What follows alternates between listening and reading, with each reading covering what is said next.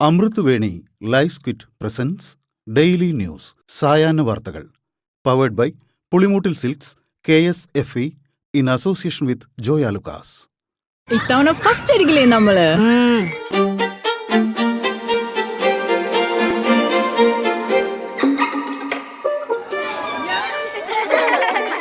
കുട്ടികൾക്കൊക്കെ പെയിൻ ശല്യം ഉണ്ടാകും. അതുകൊണ്ട് ലൈസ് കിറ്റ് ഉപയോഗിച്ച് ക്ലാസ്സിൽ വരാൻ പ്രത്യേക ശ്രദ്ധിക്കണം. ലൈസ് കിറ്റ് ലൈസ് റിമൂവർ പെയിൻ ശല്യത്തിൽ നിന്നും ഉടനടി ആശ്വാസം. നമസ്കാരം, ഞാൻ നീതു കൃഷ്ണ. ഡെയിലി ന്യൂസിന്റെ സായാഹ്ന വാർത്തകളിലേക്ക് സ്വാഗതം. ഇന്ന് ഡിസംബർ 15 തിങ്കളാഴ്ച. സ്വർണം കെട്ടവർ ആരപ്പ, സഖാക്കളാണ് അയ്യപ്പ എന്ന ഗാനം പാടി അമ്പലക്കള്ളനായ പിണറായി വിജയൻ ഉടൻ രാജിവെച്ച് പുറത്തുപോകണമെന്ന മുദ്രാവാക്യവും ഉയർത്തി പാർലമെന്റിനു മുന്നിൽ കോൺഗ്രസ് MPമാരുടെ പ്രതിഷേധം. ശബരിമലയിലെ സ്വർണ്ണക്കൊള്ള വിഷയം രാഷ്ട്രീയ ആയുധമാക്കി മാറ്റുന്നതിന്റെ ഭാഗമായി തദ്ദേശ തെരഞ്ഞെടുപ്പിൽ പ്രചാരണത്തിന് ഉപയോഗിച്ച പാരഡി ഗാനമാണ് MPമാർ പാർലമെന്റ് കവാടത്തിന് മുന്നിലെ പ്രതിഷേധത്തിനിടെ പാടിയത്. ശബരിമല സ്വർണ്ണക്കൊള്ള കേസിൽ നിലവിലുള്ള SIT അന്വേഷണമല്ല, കോടതിയുടെ മേൽനോട്ടത്തിൽ CBI അന്വേഷണം വേണമെന്ന ആവശ്യമുയർത്തിയായിരുന്നു പ്രതിഷേധം. കോൺഗ്രസിന് ദിശാബോധവും നയവും ഇല്ലാതായെന്ന അവലോകനം ട്വിറ്ററിൽ പങ്കുവച്ച് ശശി തരൂർ. കോൺഗ്രസ് വെറും പ്രതിപക്ഷമായി മാറുന്നു എന്നും ബദൽ നയമില്ലാതെ എതിർപ്പ് മാത്രമായി കോൺഗ്രസ് മാറുന്നു എന്നും നിരീക്ഷണമുണ്ട്. തരൂരിനെ കോൺഗ്രസ് ഒതുക്കുന്നു എന്നും അവലോകനത്തിലുണ്ട്. പാവങ്ങളുടെ മിശിഹ ആകാൻ നോക്കിയ കോൺഗ്രസ് BJPക്ക് മുന്നിൽ പരാജയപ്പെട്ടുവെന്നും നിരീക്ഷണം യാഥാർത്ഥ്യമെന്നും ചിന്താപരമെന്നും തരൂർ വിലയിരുത്തുന്നു. LDFിലെ അതൃപ്തരെ UDFിലേക്ക് സ്വാഗതം ചെയ്ത് മുസ്ലിം ലീഗ് ദേശീയ സെക്രട്ടറി PK കുഞ്ഞാലിക്കുട്ടി. അതൃപ്തരായ നിരവധി പേർ LDFിലുണ്ടെന്നും ആശയപരമായി യോജിക്കാൻ കഴിയുന്നവർ മുന്നണിയിലേക്ക് വരുമെന്നാണ് കരുതുന്നതെന്നും ആരുടെയും പേരെടുത്ത് പറയുന്നില്ലെന്നും മുന്നണി വിപുലീകരിച്ച് അടിത്തറ ശക്തിപ്പെടുത്തണമെന്നും കുഞ്ഞാലിക്കുട്ടി വ്യക്തമാക്കി. തദ്ദേശ തെരഞ്ഞെടുപ്പിലെ പരാജയത്തിന് പിന്നാലെ പത്തനംതിട്ടയിലെ CPMൽ പൊട്ടിത്തെറി. മഴുവേലി പഞ്ചായത്തിൽ ഭരണം നഷ്ടമായതിലും തന്റെ ഭൂരിപക്ഷം കുറഞ്ഞതിലും CPM കോഴഞ്ചേരി ഏരിയ സെക്രട്ടറിക്കെതിരെ മുൻ MLA കൂടിയായ KC രാജഗോപാലൻ രംഗത്തെത്തി. തെരഞ്ഞെടുപ്പിൽ സ്വന്തം പാർട്ടിക്കാർ തന്നെ കാലുവാരിയെന്നും കോഴഞ്ചേരി ഏരിയ സെക്രട്ടറി TV സ്റ്റാലിനാണ് കാലുവാരാൻ നേതൃത്വം കൊടുത്തതെന്നും KC രാജഗോപാലൻ പറഞ്ഞു. നേതാവിനെ സുഖിപ്പിക്കൽ എന്നതാണ് ഇപ്പോൾ പാർട്ടിയിലെ ശൈലിയെന്നും കോഴഞ്ചേരി ഏരിയ സെക്രട്ടറിക്കെതിരെ പാർട്ടി നേതൃത്വത്തിന് പരാതി നൽകുമെന്നും അദ്ദേഹം കൂട്ടിച്ചേർത്തു. തദ്ദേശ തെരഞ്ഞെടുപ്പോടെ കേരളത്തിലെ കോൺഗ്രസിൽ താഴെത്തട്ടിൽ ഗ്രൂപ്പിസം അവസാനിച്ചുവെന്ന് ചെറിയാൻ ഫിലിപ്പ്. മുതിർന്ന നേതാക്കളെ എല്ലാവരും ആദരിക്കുന്നുണ്ടെങ്കിലും അവർ ഗ്രൂപ്പ് ഉണ്ടാക്കാൻ ശ്രമിച്ചാൽ പ്രവർത്തകർ അംഗീകരിക്കില്ല. തദ്ദേശ തെരഞ്ഞെടുപ്പിൽ ഗ്രൂപ്പ് അടിസ്ഥാനത്തിൽ പങ്കുവയ്ക്കാതെയും മുകളിൽ നിന്നും അടിച്ചേൽപ്പിക്കാതെയും സ്ഥാനാർത്ഥി നിർണയം കീഴ്ഘടകങ്ങൾക്ക് വിട്ടുകൊടുക്കുകയും ഒരുമയോടെ പ്രവർത്തിക്കുകയും ചെയ്തതുകൊണ്ടാണ് ചരിത്ര വിജയമുണ്ടായതെന്നും അദ്ദേഹം പറഞ്ഞു. പാലക്കാട് അട്ടപ്പാടിയിൽ നവജാത ശിശു മരിച്ചു. ഷോളയൂർ സ്വർണ്ണ പിരിവിൽ സുമിത്രയുടെ മകനാണ് മരിച്ചത്. 6 മാസം ഗർഭിണിയായിരുന്ന സുമിത്ര ഇന്ന് രാവിലെ വീട്ടിൽ തന്നെ പ്രസവിക്കുകയായിരുന്നു. പിന്നാലെ അട്ടപ്പാടിയിലെ സ്വകാര്യ ആശുപത്രിയിലേക്ക് എത്തിച്ചപ്പോഴേക്കും കുഞ്ഞു മരിച്ചു. സംഭവത്തിൽ ജില്ലാ കളക്ടർ റിപ്പോർട്ട് തേടി. ജില്ലാ മെഡിക്കൽ ഓഫീസർ ICDS എന്നിവരോടാണ് കളക്ടർ റിപ്പോർട്ട് തേടിയിരിക്കുന്നത്. ആശുപത്രിക്ക് വീഴ്ചയുണ്ടോ എന്ന് പരിശോധിക്കാനും നിർദ്ദേശം നൽകിയിട്ടുണ്ട്. സ്ഥിരമായി കുഞ്ഞു മരിക്കുന്ന കാര്യത്തിൽ ജില്ലാ കളക്ടറുടെ ഇടപെടലിനെ തുടർന്ന് വിശദമായ പരിശോധനയ്ക്കായി അട്ടപ്പാടിയിലെ സുമിത്രയെ മെഡിക്കൽ കോളേജിലേക്ക് മാറ്റും. സുമിത്രയുടെ 6ാമത്തെ പ്രസവമായിരുന്നു ഇത്. ഇതുവരെ നടന്ന പ്രസവങ്ങളിലെല്ലാം കുഞ്ഞുങ്ങൾ മരിച്ചിരുന്നു. ഇത്തവണ മാർച്ചിലായിരുന്നു പ്രസവം നടക്കേണ്ടിയിരുന്നത്.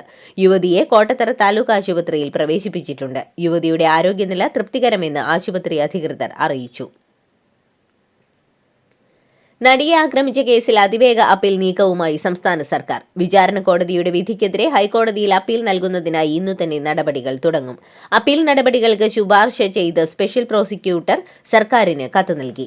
പ്രോസിക്യൂട്ടറുടെ അപേക്ഷ കിട്ടിയാൽ നിയമോപദേശം നൽകുമെന്ന് DGP ഇന്നലെ അറിയിച്ചിരുന്നു. അപ്പീൽ സാധ്യത പരിശോധിച്ച് ഉടൻ ഹൈക്കോടതിയെ സമീപിക്കാനാണ് നീക്കം. അതേസമയം അതിജീവിതയ്ക്ക് പിന്തുണയുമായി കൂടുതൽ നടിമാർ രംഗത്ത് വന്നു. എറണാകുളത്തപ്പൻ ക്ഷേത്ര ഉത്സവത്തോടനുബന്ധിച്ചുള്ള കൂപ്പൺ വിതരണ ഉദ്ഘാടനത്തിൽ നിന്ന് നടൻ ദിലീപ് പിന്മാറിയതായി ക്ഷേത്ര ഭാരവാഹികൾ അറിയിച്ചു. നാളെയാണ് ക്ഷേത്രത്തിൽ പരിപാടി നിശ്ചയിച്ചിരുന്നത്. എന്നാൽ ദിലീപിന്റെ പിന്മാറ്റത്തിന് എന്താണ് കാരണമെന്ന് വ്യക്തമല്ല. ക്ഷേത്രവുമായി ബന്ധപ്പെട്ടുള്ള സ്ത്രീകൾ ദിലീപിനെതിരെ എതിർപ്പുയർത്തിയെന്നാണ് വിവരം. നടിയെ ആക്രമിച്ച സംഭവത്തിന് തൊട്ടുമുൻപ് പ്രധാന പ്രതിയായ പൾസർ സുനി ശ്രീലക്ഷ്മി എന്നു പേരുള്ള യുവതിയുമായി ഫോണിൽ സംസാരിച്ചുവെന്നും ഈ സ്ത്രീക്ക് ഈ കൃത്യത്തെപ്പറ്റി അറിയാമായിരുന്നോ എന്നതിന് പോലും പ്രോസിക്യൂഷന് കൃത്യമായ വിശദീകരണമില്ലെന്നും കോടതി. ഈ സ്ത്രീയെ എന്തുകൊണ്ട് സാക്ഷിയാക്കിയില്ലെന്നും കോടതി ചോദിച്ചു. നടിയെ ആക്രമിച്ച കേസിൽ പ്രോസിക്യൂഷന്റെ വീഴ്ചകൾ എണ്ണിപ്പറയുന്നതിനിടെയാണ് നിർണായകമായ ചോദ്യങ്ങൾ കോടതി ഉന്നയിച്ചത്. നടി ആക്രമിക്കപ്പെട്ട കേസിൽ വിചാരണ കോടതിക്കെതിരായ അതിജീവിതയുടെ സാമൂഹിക മാധ്യമത്തിലെ കുറിപ്പ് ചർച്ചയാവുന്നതിനിടെ വൈറലായി കേസിൽ ശിക്ഷിക്കപ്പെട്ട പ്രധാന പ്രതിയുടെ റീലുകൾ. കൂളിംഗ് ഗ്ലാസ് ധരിച്ച് മൊബൈലിൽ സംസാരിച്ച് മാസ് BGMുമായുള്ള പൾസർ സുനിയുടെ വീഡിയോകൾ അടുത്തിടെ വൈറലായിരുന്നു. പാർക്കർ ഫോട്ടോഗ്രാഫി എന്ന ഇൻസ്റ്റഗ്രാം പേജിലാണ് പൾസർ സുനിയുടെ മാസ് റീലുകൾ തുടർച്ചയായി വരുന്നത്.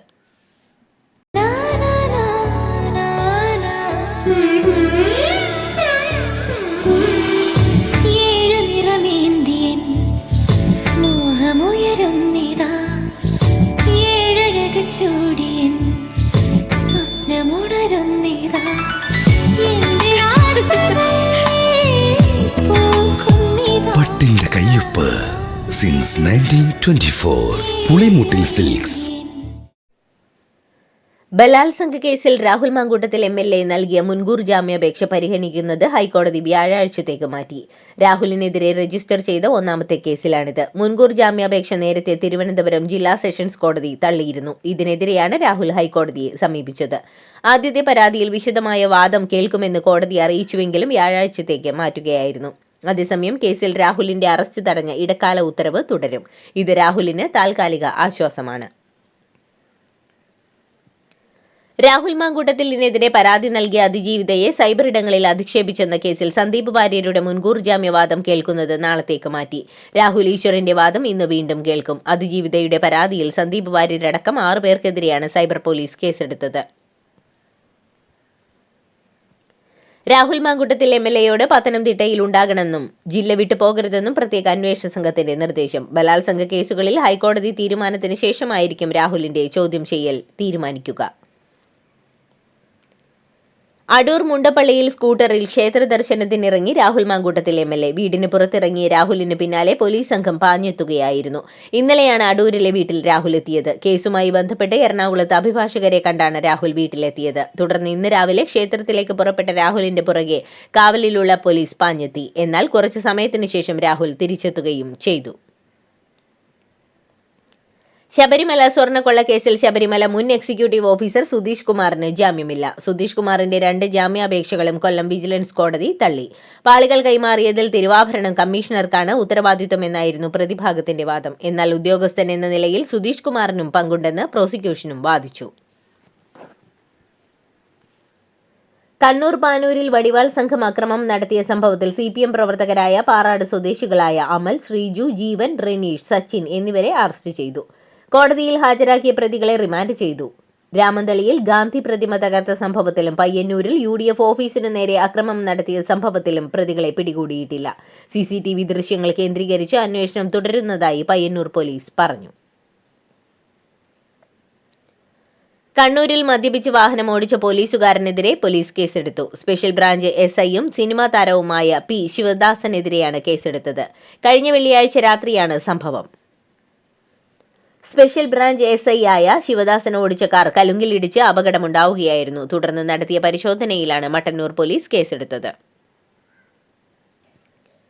SNDPക്കെതിരെ DYFI നേതാവും CPM സ്ഥാനാർത്ഥിയുടെ മകനുമായ യുവാവ് രംഗത്ത്. പത്തനംതിട്ട ഏറത്ത് പഞ്ചായത്തിലെ 16ാം വാർഡിലെ LDF സ്ഥാനാർത്ഥി ശോഭന ബാലന്റെ മകൻ അഭിജിത്ത് ബാലനാണ് SNDP ശാഖായോഗത്തിന്റെ വാട്സപ്പ് ഗ്രൂപ്പിൽ സന്ദേശമിട്ടത്. തെരഞ്ഞെടുപ്പിൽ തോറ്റതോടെ SNDP എന്ന പേരിൽ ഇനി ആരും വീട്ടിൽ കയറരുതെന്നാണ് DYFI നേതാവ് കൂടിയായ അഭിജിത്തിന്റെ രോഷപ്രകടനം. മരിച്ചാൽ കുഴിച്ചിടാൻ വരേണ്ടെന്നും വീട്ടിൽ കൊടികെട്ടാൻ വരേണ്ടെന്നുമാണ് അഭിജിത്ത് ഗ്രൂപ്പിലിട്ട സന്ദേശം. മലപ്പുറം തെന്നലയിൽ കടുത്ത സ്ത്രീവിരുദ്ധ പ്രസംഗവുമായി CPM നേതാവ്. തെരഞ്ഞെടുപ്പിൽ തന്നെ തോൽപ്പിക്കാൻ വിവാഹം ചെയ്തുകൊണ്ടുവന്ന പെൺകുട്ടികളെ മുസ്ലിം ലീഗ് രംഗത്തിറക്കിയെന്ന് CPM മുൻ ലോക്കൽ സെക്രട്ടറി സയ്യിദലവി മജീദ് ആരോപിച്ചു. ഒരു വോട്ടിനു വേണ്ടി കെട്ടിക്കൊണ്ടുവന്ന പെണ്ണുങ്ങളെ അന്യ ആണുങ്ങളുടെ മുന്നിൽ കാഴ്ചവെക്കുകയല്ല ചെയ്യേണ്ടതെന്നും സയ്യിദലവി മജീദ് അധിക്ഷേപിച്ചു. വളാഞ്ചേരിയിൽ കൊലവിളി പ്രസംഗവുമായി യൂത്ത് ലീഗ് പ്രാദേശിക നേതാവ് ശിഹാബുദ്ദീൻ. മുസ്ലിം ലീഗ് പ്രവർത്തകർക്ക് നേരെ കൈയോങ്ങിയാൽ ആ കൈകൾ വെട്ടിമാറ്റുമെന്നാണ് ശിഹാബുദ്ദീൻ എന്ന ബാവ വെല്ലുവിളിച്ചത്. തല്ലിയവരെ തിരിച്ചു തല്ലാതെ പോവില്ലെന്നും വീട്ടിൽ കയറി കാൽ തല്ലിയൊടിക്കുമെന്നും ഷിഹാബുദ്ദീൻ പറയുന്നു. തദ്ദേശ തെരഞ്ഞെടുപ്പ് ഫലം പുറത്തു വന്നതോടെ നിരവധി ഇടങ്ങളിലാണ് കൊലവിളി പ്രസംഗവും ആക്രമണവും നടക്കുന്നത്. UDF വിജയം ആഘോഷിക്കുന്നതിനിടെ പടക്കം പൊട്ടി മരിച്ച മുസ്ലിം ലീഗ് പ്രവർത്തകന് നാടിന്റെ വിട. താൻ ഏറെ സ്നേഹിച്ച പാർട്ടിയുടെ വിജയം മനം നിറഞ്ഞൊന്ന് ആഘോഷിക്കാനായിരുന്ന ലീഗ് പ്രവർത്തകനായ ഇർഷാദ് ശനിയാഴ്ച സ്കൂട്ടറുമെടുത്ത് പുളിയിക്കൽ പറവൂർ റോഡിലേക്ക് ഇറങ്ങിത്തിരിച്ചു. എന്നാൽ ചെറുകാവിലെ UDF വിജയാഘോഷത്തിനിടെ തന്റെ സ്കൂട്ടറിൽ സൂക്ഷിച്ചിരുന്ന പടക്കം അപ്രതീക്ഷിതമായി പൊട്ടിത്തെറിച്ചാണ് ഇർഷാദ് മരണപ്പെട്ടത്.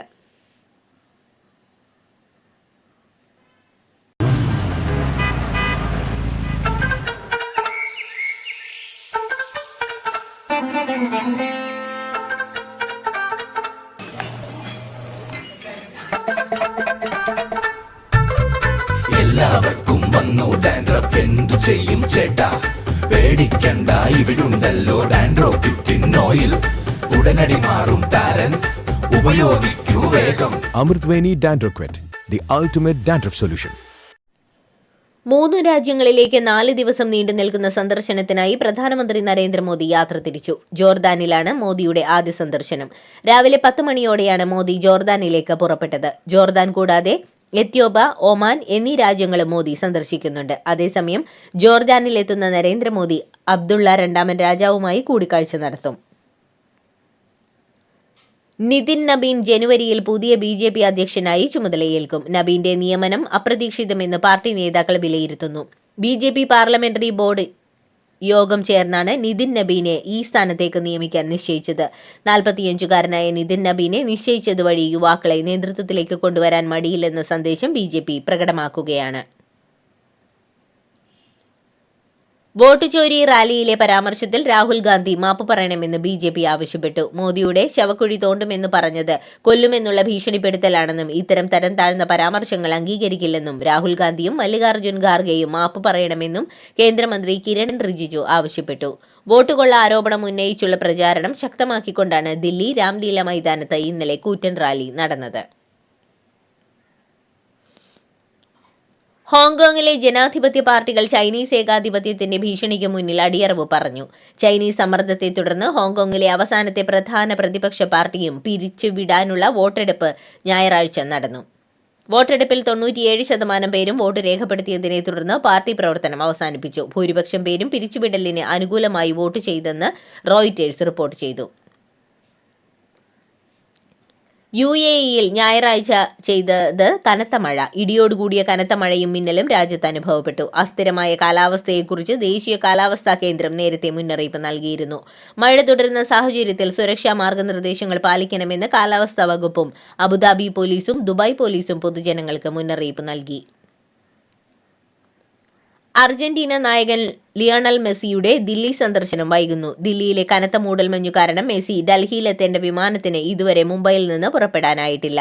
ഉച്ചയ്ക്ക് 2:30 ദില്ലിയിലെ അരുൺ ജെയ്റ്റ്ലി സ്റ്റേഡിയത്തിലെത്തുമെന്ന് കരുതിയിരുന്ന മെസ്സി വൈകിട്ട് 4 മണിയോടെ മാത്രമേ എത്തൂവെന്നാണ് ഇപ്പോൾ ലഭിക്കുന്ന സൂചനകൾ. ഇതോടുകൂടി ഡെയിലി ന്യൂസിന്റെ ഇന്നത്തെ സായാഹ്ന വാർത്തകൾ സമാപിക്കുന്നു. ഡെയിലി ന്യൂസിനു വേണ്ടി വാർത്തകൾ വായിച്ചത് നീതു കൃഷ്ണ. DailyNewsLive.in വാർത്തകൾ വിരൽ തുമ്പിൽ.